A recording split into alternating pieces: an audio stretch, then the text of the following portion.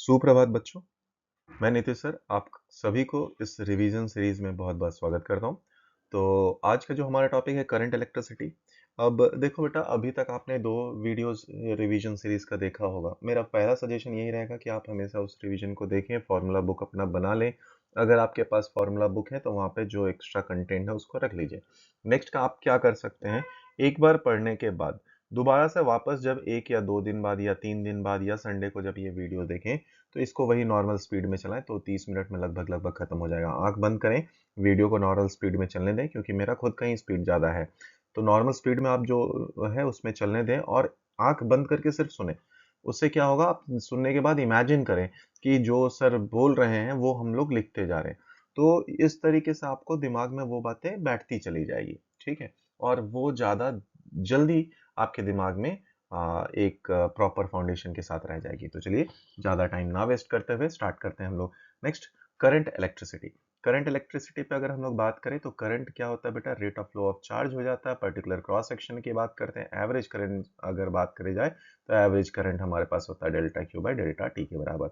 अब अगर limit delta t time interval को जीरो की तरफ अप्रोच करते हैं तो D Q by D t आ जाता है। अगर हमारे पास करंट एंड टाइम का ग्राफ दिया हो तो आप टोटल चार्ज निकाल सकते हैं बाय इंटीग्रेशन, वो हमारे पास आ गया। अगर n number of charge particle cross कर रहे हैं किसी क्रॉस सेक्शन से इन टाइम t, तो आप करंट को लिख सकते हैं I is equal to N Q by T के बराबर। अगर एक चार्ज q है जो कि एक सर्कुलर पाथ में रिवॉल्व कर रहा है तो पहले आप उसका टाइम पीरियड निकाल लीजिए, तो हो जाएगा 2πr/v। और उसके बाद करंट निकाल लीजिए, q बाई टाइम से करंट निकाल लीजिए। नेक्स्ट केस, अगर हमारे पास एक कंडक्टर है जिसमें n1 electron left side suppose जा रहा and n2 positive charges opposite side जा रहे, तो total number of charge crossing a particular cross section हो जाएगा n1 plus n2 into E divided by time. ये आ जाएगा हमारे पास करंट। नेक्स्ट आया ड्रिफ्ट वेलोसिटी। ड्रिफ्ट वेलोसिटी के लिए हमारे पास क्या इंपॉर्टेंट है बेटा, एक्सेलरेशन बताना। तो एक्सेलरेशन कैसे आ जाएगा, E into E upon M के बराबर, मतलब electric field into charge by mass. ये आ जाएगा फोर्स बटे मास से आपके पास है एक्सेलरेशन। अब ड्रिफ्ट वेलोसिटी क्या आ जाएगा हमारे पास, एक्सेलरेशन इनटू टाइम, जो कि रिलैक्सेशन टाइम है। अगला ड्रिफ्ट वेलोसिटी का एक्सप्रेशन है हमारे पास, current is equal to n e A v d. यहाँ से भी आप निकाल सकते हैं। आई बटे एरिया को आप करंट डेंसिटी लिख सकते हैं, तो यहाँ से मोबिलिटी वाला फैक्टर भी आ जाएगा। मोबिलिटी क्या है हमारे पास, वी डी अपॉन ई। तो वी डी अपॉन ई अगर आप कर देंगे तो ये आ जाएगा small E into tau by M के बराबर। अगला है हमारे पास ओम्स लॉ। ओम्स लॉ हमारे पास क्या होता है बेटा, फॉर पर्टिकुलर और गिवन टेम्परेचर जो करंट है हमारे पास वो डायरेक्टली प्रोपोर्शनल है, पोटेंशियल डायरेक्टली प्रोपोर्शनल है current, and R is proportionality constant, ठीक है। आर प्रोपोर्शनलिटी कांस्टेंट है, मतलब अगर वी एन आई का ग्राफ हो तो स्लोप हमें क्या बताएगा, रेसिस्टेंस। रेसिस्टेंस कौन कौन से फैक्टर पे डिपेंड करता है बेटा, अब उस बात पे आ जाए तो जो रेसिस्टेंस है हमारे पास वो डिपेंड करता है शेप साइज पे, डिपेंड करता है मटेरियल पे, डिपेंड करता है टेम्परेचर पे, डिपेंड करता है इम्प्योरिटी पे, डिपेंड करता है। अच्छा, अब अगर हम लोग बात करें कंडक्टर के लिए तो रेसिस्टेंस में देखा जाए जैसे जैसे आप इम्प्योरिटीज इंक्रीज करते हैं तो रेसिस्टेंस कंडक्टर का इंक्रीज हो जाता है, बट सेमीकंडक्टर हो अगर तो वो डिक्रीज कर जाता है। अगर R की बात करें, R is proportional to L है, तो वहां से R1 by R2 is equal to L1 by L2 का फॉर्म आया। अगर परसेंटेज एरर हमारे पास 10% से कम हो तो आप delta R by R is equal to delta L by L लगा सकते हैं। बट अगर एरिया के लिए बात करती जाए तो 1 अपॉन एरिया है, रेडियस के लिए 1 बाई R स्क्वायर है रेसिस्टेंस प्रोपोर्शनल। यानी अगर आप बात करें तो R1 by R2 is equal to A2 by A1 या R2 square by small R2 क्या है बेटा, R रेडियस है हमारा, अपॉन R1 का स्क्वायर। अगर स्मॉल चेंजेस है मतलब 10% से कम है तो आप डेल्टा आर बाई आर का फॉर्म भी लेकर जा सकते हैं। चलिए, फिर रेसिस्टिविटी की बात की जाए तो रेसिस्टिविटी क्या होता है बेटा हमारे पास, वो डायमेंशन से इंडिपेंडेंट होता है, मतलब लेंथ एरिया से तो इंडिपेंडेंट होता है, बट मटेरियल पे डिपेंड करता है, इम्प्योरिटी पे डिपेंड करता है, एंड टेम्परेचर पे रेसिस्टिविटी डिपेंड करता है। अब हमारे पास एक वायर का स्पेशल केस आ जाता है रेसिस्टेंस का, जिसमें एक रॉड है, रॉड को आप स्ट्रेच कर देते हैं, तो रॉड को अगर आप स्ट्रेच करेंगे तो हमारे पास क्या चेंज हो जाएगा, एरिया और लेंथ चेंज हो जाएगा, बट वॉल्यूम कांस्टेंट रहेगा। तो अगर लेंथ के लिए बात किया है हमारे पास तो आप लिख सकते हैं इसको, आप देखो बेटा यहाँ से लिखा जा सकता है R is equal to rho into l by A. हमें लेंथ सवाल में बोला है फाइंड आउट करने, तो एल स्क्वायर से मल्टीप्लाई कर दिया, एल से मल्टीप्लाई कर दिया तो ऊपर बन गया एल स्क्वायर, अपॉन नीचे आ गया हमारे पास वॉल्यूम। तो आप R को प्रोपोर्शनल टू L स्क्वायर भी कर सकते हैं। वैसे ही एरिया को अगर देखा जाए तो एरिया निकालने के लिए आप ऊपर एरिया से मल्टीप्लाई करेंगे, यानी R is inversely proportional to A square या proportional to 1/r to power 4। यहाँ से भी आप रेसिस्टेंस को निकाल सकते हैं। फिर आया टेम्परेचर। अगर टेम्परेचर हमारा 300 डिग्री से कम हो तो R is equal to R naught 1 plus alpha T के बराबर निकाल लेंगे, और टेम्परेचर 300 डिग्री से ज़्यादा हो तो 1 plus alpha T plus beta T square के फॉर्म में लेंगे। बट ये टेम्परेचर 300 ग्रेटर वाला केस हमारे लिए आता नहीं है, ठीक है, तो हमारे लिए जो लेस देन 300 है वही केस इंपॉर्टेंट है। अब रेसिस्टेंस डिफरेंट डिफरेंट केस के लिए निकाला जाए तो हमारे पास ये कंडक्टर है जिसका एक एंड ए है, दूसरा एंड बी है, तो resistance rho R is equal to rho L by pi A B के बराबर है। अब अगर सिलेंड्रिकल कंडक्टर है तो स्मॉल रेडियस या इंटरनल रेडियस हमारे पास स्मॉल आर है, या आर वन ले लिया, आउटर रेडियस आर टू ले लिया, तो resistance rho by two pi L L N R two by R one के बराबर। वहीं पे अगर हमारे पास स्फेरिकल कंडक्टर हो, इनर रेडियस ए है, बाहर रेडियस बी है, तो हमारे पास जो रेसिस्टेंस आ जाएगा रो इनटू लेंथ कितना आ जाएगा बेटा बी माइनस ए, और एरिया आ जाएगा 4 पाई ए इंटू बी के बराबर, ठीक है। फिर आ जाएगा हमारे पास कलर कोडिंग। अब कलर कोडिंग बेटा वो है जो हमारे पोर्शन से जा चुका है, ठीक है, ना ही नीट में है, ना ही जेई में है, ना ही ये हमारे पास बोर्ड के एग्जाम में। बट स्टिल कभी जब जेई मेंस में देखा जाए तो इस बार के पेपर में क्योंकि कुछ क्वेश्चन ऐसे थे जो आउट ऑफ पोर्शन आए थे, इसीलिए इसको कवर किया। बाकी आप इसको चाहे तो नेग्लेक्ट कर सकते हैं, एक बार सुन लिया, सुनने में क्या ही जा रहा, इतना ही काम है। तो हमारे पास कलर कोडिंग देखा जाए तो बीबी Roy Great Britain very good wife gold silver necklace. इसको लिखने के बाद हमारे पास क्या आ जाता था, 0 से लेकर 9 तक लेते थे, मतलब गोल्ड सिल्वर वाले पार्ट में कुछ नहीं आता था। फिर 10 का पावर मल्टीप्लायर लेकर आप निकालते थे, एंड लास्ट में टॉलरेंस आता है जो कि हमारे पास सिर्फ गोल्ड सिल्वर और नो कलर वाले पार्ट में। जो पहला दो बॉक्स है हमारे पास वो नंबर को रिप्रेजेंट करता है, तो रेड इंटू रेड अगर लिखा है तो 2 इंटू 2 नंबर हो गया। थर्ड मल्टीप्लायर को तो रेड का कॉरेस्पॉन्डिंग मल्टीप्लायर देखिए 10 टू पावर 2 10 टू पावर 2, और लास्ट पार्ट हमारे पास रिप्रेजेंट करता है टॉलरेंस को। अगला आया हमारे पास कि सीरीज कॉम्बिनेशन में अगर आए, सीरीज कॉम्बिनेशन में क्या सेम रहेगा, हमारे पास करंट सेम रहने वाला है, पोटेंशियल चेंज हो जाएगा या V1 plus V2 plus V3 हो जाएगा। तो R अगर निकाला जाए, R की value R1 plus R2 plus R3 के बराबर आ जाएगा। अगर हमारे पास दो रेसिस्टेंस है तो किसी एक के अक्रॉस अगर V1 निकाले, V1 की वैल्यू I इंटू R1 के बराबर, तो I की वैल्यू आ जाएगी V अपॉन टोटल रेसिस्टेंस, ठीक है। चलिए, अगर पैरेलल कॉम्बिनेशन में है, अच्छा बेटा एक पॉइंट रह गया सीरीज कॉम्बिनेशन में, तो जो सबसे बिगर रेसिस्टेंस होगा सीरीज कॉम्बिनेशन में उससे भी ज्यादा होगा आर इफेक्टिव। मतलब क्या है कि 6 इंटू 3 अगर, या 6 इंटू और 3 है, इसका सबसे, इन दोनों में सबसे बिगर कौन है, 6। अगर पैरेलल सीरीज में लगा दिया जाए तो कितना इफेक्टिव आ जाएगा, 9। तो जो बिगर क्वांटिटी है उससे भी ज्यादा होगा आर इफेक्टिव। वैसे ही वही अगर पैरेलल में देखा जाए तो जो सबसे स्मॉलर है उससे भी लेसर होगा पैरेलल कॉम्बिनेशन में, तो पैरेलल कॉम्बिनेशन में ये वैल्यू 2 आ जाती है, ठीक है। चलिए, पैरेलल कॉम्बिनेशन में अगर बात करें तो पोटेंशियल हमारे पास सेम रहेगा, लेकिन करंट डिवाइड हो जाएगा। तो जब आप I1 plus I2 plus I3 वाले फॉर्म में चले जाए तो 1 by R equivalent is equal to 1 by R1 1 by R2 1 by R3 का फॉर्म आ जाएगा। अगर दो है तो दो में करंट कैसे डिवाइड होगा बेटा, तो उसके लिए टोटल करंट इनटू अपोजिट का resistance upon sum of the resistance. Similarly I2 अगर निकालना है तो total current into opposite, opposite है R1 upon R1 plus R2। ये सिर्फ दो के लिए।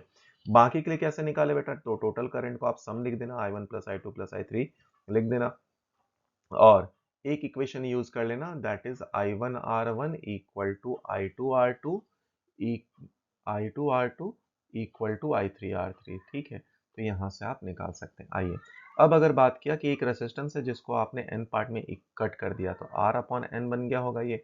अब इसको अगर पैरेलल कॉम्बिनेशन में लगा दिया जाए तो हमारे पास जो रेसिस्टेंस रहेगा वो R बाई एन स्क्वायर रहेगा। कुछ और बात है, ये केस भी हमारे पास जेई में आया हुआ है, नीट में भी आया हुआ है कि दो या एक सर्कुलर वायर है, इसको आप पी एन क्यू के अबाउट आर इफेक्टिव निकालें। तो देखो बेटा, अगर आप कॉम्बिनेशन में देखो तो ये पैरेलल कॉम्बिनेशन में बन गया। तो R1 अगर हम लोग निकालें, R1 क्या आ जाएगा, चार्ज अपॉन उसका लेंथ, लेंथ है 2 पाई आर इंटू आर्क। तो यहाँ से अगर R1 देखें तो R इंटू थीटा बाई 2 पाई के बराबर। सिमिलरली अगर R2 देखें तो R इंटू ये एंगल कितना है 2 पाई माइनस थीटा, तो 2 पाई माइनस थीटा अपॉन 2 पाई, ये R2 आ गया। अब इसका इक्विवेलेंट निकाल लिया पैरेलल का कॉम्बिनेशन, ठीक है। आइए भाई, अगले पे आते हैं हम लोग। तो नेक्स्ट है हमारे पास कॉम्बिनेशन जिसमें 3 एंड 3 देखो बेटा सीरीज में है, सीरीज में है तो ये बन गया 6 6 एंड 6 उसके साथ पैरेलल में आ जाएंगे, पैरेलल में बन गया 3 3 एंड 3 वापस से सीरीज में आ जाएंगे, तो वो बन जाएगा 6। एंड सेम वे में अगर आप कन्वर्ट करते चलें तो नीचे 1 3 बाकी रहेगा और ऊपर वाले पोर्शन में 6 बन जाएगा, उनका इफेक्टिव 2 के बराबर आ जाएगा। अगला केस जो है बेटा हमारे पास ये भी काफी इंपॉर्टेंट है, कैपेसिटर में भी ये केस किया था। तो अगर फेस में बात करें हम लोग तो 7/12 इफेक्टिव हो जाएगा। अगर बॉडी पे बात करें, सॉरी एजेस में बात करें तो 7/12, अगर फेस में बात करें तो आ जाएगा हमारे पास 3/4, अगर बॉडी डायगोनल की बात करें हमारे पास तो 5/6 ऑफ आर के बराबर आ जाएगा। फिर आया हमारे पास बैटरी का कॉम्बिनेशन या बैटरी। तो बैटरी अगर देखें ईएमएफ क्या होता है, तो ईएमएफ हमारे पास होता है कि जब बैटरी या कोई करंट फ्लो नहीं करे तो उस टाइम में बैटरी के अक्रॉस जो टर्मिनल पोटेंशियल हो तो उस पोटेंशियल का वैल्यू सबसे मैक्सिमम होता है, जिसको हम लोग बोल देते हैं उसका इलेक्ट्रोमोटिव फोर्स। वो डिपेंड किस पे करता है, मेटल ऑफ इलेक्ट्रोलाइट क्या है, नेचर ऑफ इलेक्ट्रोलाइट क्या है, टेम्परेचर कितना है। किन किन बातों पे ये डिपेंड नहीं करता, area, quantity of electrode, electrolyte और सेपरेशन बिटवीन द प्लेट कितना है, साइज कितना है, इस पे ईएमएफ डिपेंड नहीं करता, फिर से डिपेंड नहीं करता इन फैक्टर्स पे। इंटरनल रेसिस्टेंस क्या होता है, तो अगर आप इलेक्ट्रोलाइटिक सॉल्यूशन में देखें तो एक इलेक्ट्रोड से दूसरे इलेक्ट्रोड जाने के बीच में रेसिस्टेंस ऑफर करता है, वही कहलाता है internal resistance of the battery. वो किस पे डिपेंड करता है, एरिया ऑफ इलेक्ट्रोड कितना है, nature of electrolyte, concentration, cross section area of electrolyte जिससे वो पास कर रहा है। अगर आइडियल बैटरी लिया जाए तो उसका इंटरनल रेसिस्टेंस 0 के बराबर होता है। फिर आता है हमारे पास कि टर्मिनल पोटेंशियल डिफरेंस क्या होता है बेटा। तो टर्मिनल पोटेंशियल डिफरेंस की अगर हम लोग बात करें तो टर्मिनल पोटेंशियल डिफरेंस कब आएगा, जब सर्किट में करंट फ्लो होगा। और उस केस में आपने करंट निकाल लिया, V is equal to I R निकाला तो हमारे पास एक्सप्रेशन आ गया। जब बैटरी डिस्चार्ज हो रहा हो तो हम लोग लिख सकते हैं V is equal to E M F minus I R. जब चार्ज हो रहा हो तो V is equal to E M F plus I R. अगर सर्किट ओपन है तो ईएमएफ बन गया। अब याद कर बेटा, पावर मैक्सिमम कब रहेगा, जब एक्सटर्नल एंड इंटरनल रेजिस्टेंस बराबर हो जाएंगे। तो उस केस में आप चाहें एक्सटर्नल और इंटरनल दोनों बराबर हो गया तो यहाँ से पावर का वैल्यू और करंट का वैल्यू भी निकाल सकते हैं। फिर आए ग्रुपिंग ऑफ द सेल, अगर सीरीज में लगाए गए हैं तो टोटल एन ई हो गया नेट ईएमएफ और इंटरनल रेजिस्टेंस टोटल एनआर हो गया। तो current is equal to total EMF upon total resistance capital R plus small NR के बराबर आ गया। अगर दो बैटरीज है हमारे पास, दोनों का पोलैरिटीज अपोजिट में है और सीरीज में लगा दिए गए हैं तो EMF1 minus EMF2 upon total resistance लिख दिया R1 plus R2 plus capital R के बराबर। अगर N में से M आउट रॉन्गली कनेक्टेड है तो हमारे पास जो करंट आएगा या EMF पहले निकालने वो N माइनस 2M इंटू ई के बराबर आ जाएगा, इंटरनल रेजिस्टेंस NR और total resistance capital R plus NR के बराबर। तो यहाँ से सर्किट का करंट आ जाएगा। पैरेलल कॉम्बिनेशन में लिखें तो E इक्वलेंट की value E1 into R2 plus E2 into R1 upon R1 plus R2 के बराबर आ जाएगा। अगर इस पैरेलल का R इक्वलेंट या निकाले तो R1 into R2 upon R1 plus R2 के बराबर आ जाएगा। अगर n बैटरीज हमारे पास सीरीज में कनेक्टेड है तो E equivalent upon R equivalent E1 by R1 E2 by R2 plus dot dot dot dot और R इक्वलेंट भी आप निकाल सकते हैं। नेक्स्ट, अगर हमारे पास n आइडेंटिकल बैटरीज है, सभी लूप में कनेक्टेड हैं, तो किसी भी दो के अक्रॉस पोटेंशियल डिफरेंस अगर आप निकालेंगे तो वो क्या आ जाएगा, 0 के बराबर ही आएगा।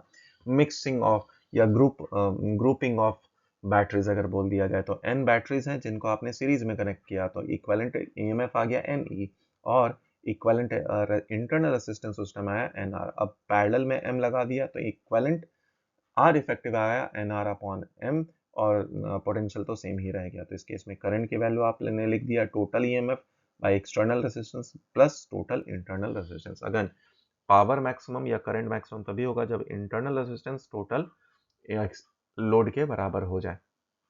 और यहाँ से कई बार पूछा जाता है नंबर ऑफ सेल्स बताइए तो m इंटू एन के बराबर।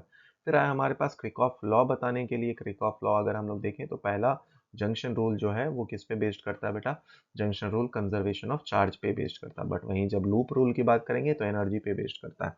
अब यहाँ पर क्या बोलता है जंक्शन रूल की जितना करंट इनपुट है उतना ही करंट आउटपुट होगा। इसमें कई बार आपको बोलेगा जंक्शन का पोटेंशियल बताइए तो V1 V2 एंड V3 दिया होगा, V1 V2 V3 दिया होगा। नेट सम ऑफ करंट हमेशा 0 होगा, याद रखना। तो V minus V1 upon R1 plus V minus V2 upon R2 plus V minus V3 V minus V3 upon R3। इन सबको सिंप्लीफाई करेंगे, इक्वल टू 0 करेंगे तो हमें V मिल जाएगा। ठीक है, आगे लूप लॉ में बात करें तो जितना राइज इन पोटेंशियल होगा उतना ही फॉल इन पोटेंशियल होगा, क्योंकि नेट चेंज इन पोटेंशियल 0 के बराबर होगा, क्योंकि ये कंजर्वेशन ऑफ एनर्जी के केस में आ जाएगा। आइए, जब हम लोग जूल्स लॉ पे बात करें तो हमारे पास एनर्जी की बात होती है, मतलब V into I into time के बराबर हो जाता है। Similarly I square R into time similarly V square by R into time के बराबर। किलो वाट आवर किसकी यूनिट होती है? एनर्जी की यूनिट होती है। उसका कन्वर्जन आपको पता होना चाहिए, आर को कन्वर्ट करने के लिए, और किलो को कन्वर्ट करने के बाद ये वैल्यू आ जाएगा 36 इंटू 10⁵ के बराबर। अब इलेक्ट्रिक पावर अगर बात किए तो वर्क डन बाई टाइम के बराबर हो जाएगा V into I, I square R into V, और इधर दूसरा आ जाएगा वी स्क्वायर बाई आर के बराबर। पावर है तो पावर का यूनिट वैट है हमारे पास। फ्यूज वायर, ये सेफ्टी मेजरमेंट के लिए हम लोग यूज करते हैं। इसके लिए हाई रेसिस्टिविटी होना चाहिए, लो मेल्टिंग पॉइंट होना चाहिए। किसका किसका मिलकर बना होता है? टिन एंड लेड का मिला होता है। टिन का कंसंट्रेशन ज्यादा होता है, लेड का कंसंट्रेशन कम होता है।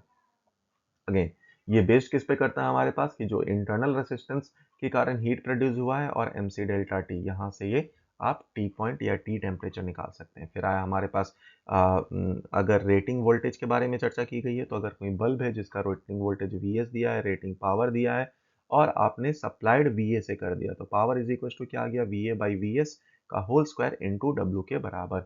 अगर बल्ब हमारे पास सीरीज में कनेक्टेड है तो पावर इक्विवेलेंट का फॉर्म आ जाएगा हमारे पास 1/P1 1/P2 1/P3 के बराबर। अगेन अगर n सच रेसिस्टर्स है और कनेक्टेड है सीरीज में, तो नेट पावर हमारे पास V square by N R के बराबर आ जाएगा। एंड सीरीज में अगर हम लोग टाइम देखें तो सीरीज में जो टाइम कंजम्पशन हो जाएगा वो T1 प्लस T2 के बराबर आ जाएगा। बल्ब अगर पैरेलल में कनेक्टेड है हमारे पास, तो P इफेक्टिव का फॉर्मूला आ जाएगा P1 plus P2 plus P3 के बराबर।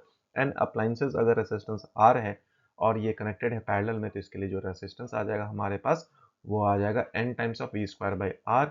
सीरीज एंड पैरेलल को दोनों को आप सिंप्लीफाई करें तो दोनों का रेशियो n स्क्वायर के बराबर आ जाएगा।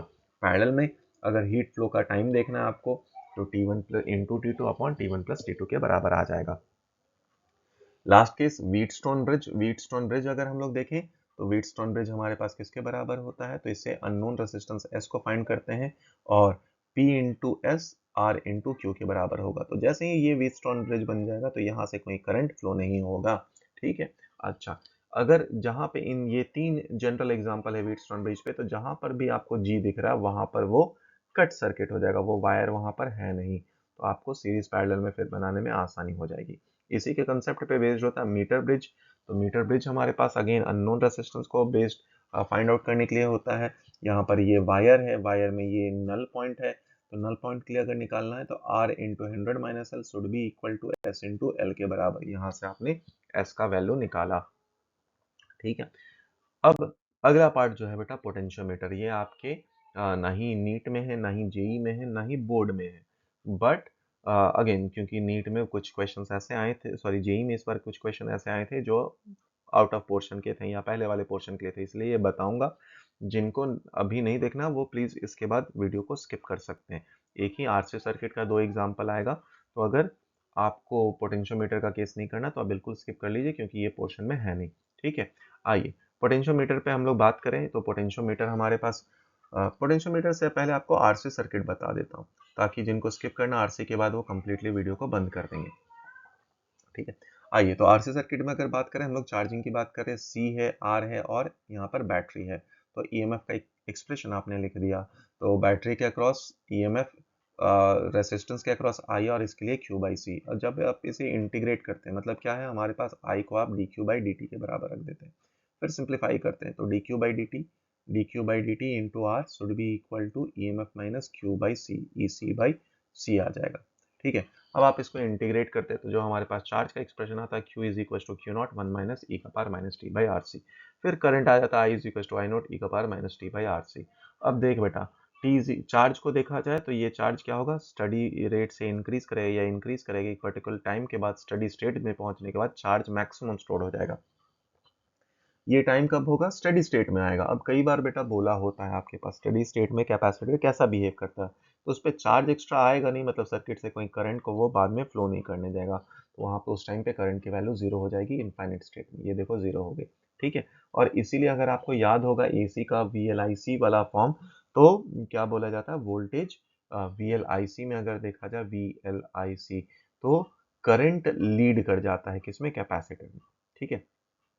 आइए अगर डिस्चार्जिंग की बात करते हैं हम लोग, तो डिस्चार्जिंग में तो कोई खास बात नहीं, Q by C is equal to I R, वहां से सिंप्लीफाई करेंगे तो चार्ज का expression Q is equal to Q naught E का power minus T by R C, current is equal to minus I naught E का power minus T by R C, time constant है हमारे पास R C.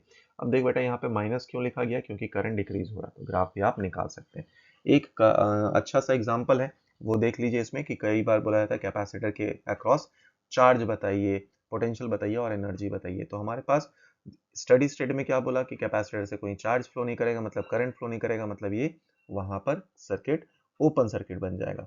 Open circuit जैसे ही बन गया हमारे पास, तो पहले तो करंट निकाल लीजिए, R3 R1 EMF, तो करंट निकल गया। अब V इज इक्वल टू क्या लिख सकते हैं, I इंटू R3 के बराबर, क्योंकि यहाँ का क्रॉस का पोटेंशियल और AB का पोटेंशियल दोनों सेम होगा। जैसे ही पोटेंशियल आपको निकल गया, चार्ज निकाल लीजिए Q is equal to CV से, और हाफ CV स्क्वायर से एनर्जी आप निकाल लीजिए। तो जिन बच्चों को बेटा आगे एडवांस के लिए नहीं देखना है या एक्स्ट्रा नहीं पढ़ना, प्लीज वो यहाँ से वीडियो को स्किप कर सकते हैं, ठीक है। जिनको देखना है वो आगे कंटिन्यू कर लीजिए, पोटेंशियोमीटर का रिवीजन करा देगा। तो हमारे पास पोटेंशियोमीटर किस प्रिंसिपल पे बेस्ड होता है बेटा, कि अगर सेम क्रॉस सेक्शन का वायर है तो potential drop is directly proportional to length, यानी V बाई L हमारे पास आ जाता है पोटेंशियल ग्रेडियंट के बराबर। अब ये कैसे निकला होगा बेटा, तो हम लोग पहले करंट निकाल लेते हैं। करंट होता है EMF अपॉन टोटल रेजिस्टेंस, तो RH प्लस दिस वायर का रेजिस्टेंस। अब इसके अक्रॉस V अगर निकाला जाए तो I इंटू R के बराबर, V आ गया, V बाई L यहीं से आ जाता है। पोटेंशियल ग्रेडियंट अगर बात करें हम लोग, तो पहला एक कंपैरिजन होता है दो EMF के बीच का, जो पहला केस होता है। EMF इज इक्वल टू आप लिख सकते हैं K टाइम्स ऑफ L1, और जब बैटरी या स्विच 2 3 को कनेक्ट कर देगा तो EMF2 is equal to KL2, तो यहाँ से आप इनका रेशियो ले सकते हैं। उसके बाद आता है इंटरनल रेजिस्टेंस निकालने का। तो क्या होता है बेटा, पहले बार की ओपन रहता है तो EMF is equal to KL1 हो जाता है। फिर जैसे आप EMF लगाते हैं बेटा, तो इस सर्किट में एक करंट आएगा small, which is EMF upon small plus capital R, और जो पोटेंशियल डिफरेंस है वो आ जाता है हमारे पास, वो किसके बराबर, I इंटू R के बराबर, और देखा गया वो that is equal to K times L2। जब दोनों का आप रेशियो ले लेते हैं तो small r is equal to internal resistance of the battery is equal to this external resistance L1 by L2 minus 1। अगर आप इन रेशियो को लिख ले तो L1 बाई L2 की जगह पे E बाई V भी लिख सकते हैं, तो E बाई V माइनस 1 के बराबर आ जाएगा। ठीक है, चलिए नेक्स्ट पार्ट पे आते हैं। आइए, जो अभी अभी हम लोगों ने देखा था कैपेसिटर का केस, सेम यहाँ पर भी केस है। तो ये केस क्या कहलाता है हमारे पास, देखो बेटा फिर से वही चार्जेस बताइए, एनर्जी बताइए। तो पहले आप यहाँ से यहाँ तक A से B तक आ, VA माइनस यहाँ पे आया IR, क्योंकि करंट के डायरेक्शन में आप आ रहे हैं, माइनस I इंटू R मतलब -6, प्लस अब करंट के अपोजिट डायरेक्शन में जा रहे हैं, करंट के अपोजिट डायरेक्शन में, तो 4 इंटू 3 मतलब +12 इज इक्वल टू VB। तो VA माइनस VB निकल गया, वहां से charge Q is equal to CV निकल जाएगा, और वहां से एनर्जी भी निकल आया। अगला आता है हमारे पास सीबैक इफेक्ट। अगेन ये सारी बातें हमारे पोर्शन में नहीं है। तो सीबैक इफेक्ट क्या है हमारे पास, कि दो अलग अलग मटेरियल को अगर आपने कनेक्ट कर दिया और उनके जंक्शंस को हॉट एंड कोल्ड जोन में रख दिया, तो हमारे पास EMF प्रोड्यूस होता है। इसी का नाम है सीबैक इफेक्ट। ठीक है, अब ये किस पे डिपेंड करता है, ये डिपेंड करता है नेचर क्या था मटेरियल का, टेम्परेचर डिफरेंस का क्या था। तो अगर आप इनका थर्मो EMF एंड टेम्परेचर का ग्राफ दिखाएं तो ये पैराबोलिक ग्राफ होता है। तो जो EMF वो क्या आता है, alpha theta plus half beta into theta square. Theta क्या है हमारे पास, टेम्परेचर डिफरेंस।